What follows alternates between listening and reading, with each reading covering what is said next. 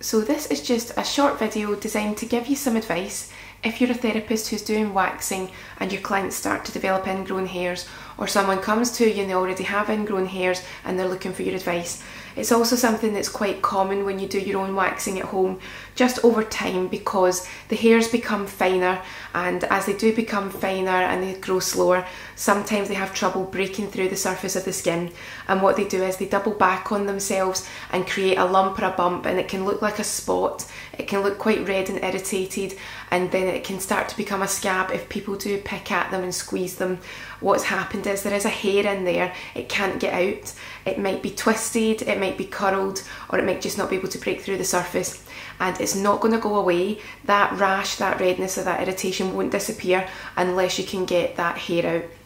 So some things that you can do is, first of all, obviously look at the area, look at the problem, look at the ingrown hair and decide for yourself, can you see that? Even if you're working in the salon, can you get a magnifying lamp out and have a good look at that area and see if the hair is ready to come out? You don't ever want to dig at a hair because that can cause scarring, it can cause irritation and even infection. But if the hair is there and it is ready to come out, then you do have your pointed tweezers. Obviously make sure they're completely sterile.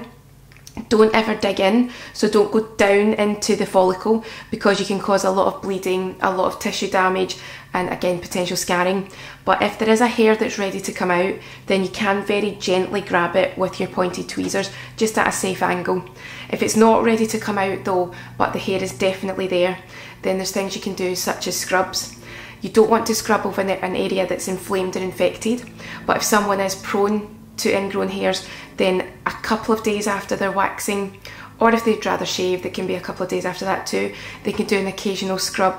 2 or 3 times a week, and it's just to stop the layers of dead skin building up to the point where the hair then can't break through. So if it's safe to do so, definitely do a regular scrub. But if there is a hair there and you're having real problems getting it out, then there are quite a lot of products that are designed to encourage that hair out of that follicle. Some of them are ingrown hair solutions, different types here. Some of them have a lot of isopropyl alcohol in them, so they smell incredibly strong. Don't use it straight after waxing or shaving because it will sting like crazy, but a few days afterwards, or if it's a long ongoing problem, then you can definitely spray a little bit onto cotton wool and apply it to the area. What they basically are doing is gentle exfoliation, encouraging that hair to pop out and make it easy for you to then go in with your tweezers and remove it.